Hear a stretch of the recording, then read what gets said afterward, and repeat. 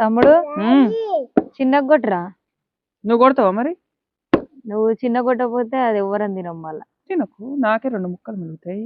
నువ్వు తింటావా? నువ్వు కూడా తినలేవు. తింటాను. ఇంతకన్నా చిన్నగా కొడతారా అక్క? చిన్నగానే కొట్టాలి. మంచి గుడ్లోకి వచ్చింది కదా. అవునా? మా బాత అయితే మంచి గుడ్లోకి వచ్చింది ఇక చిన్న చిన్న గుడ్లు.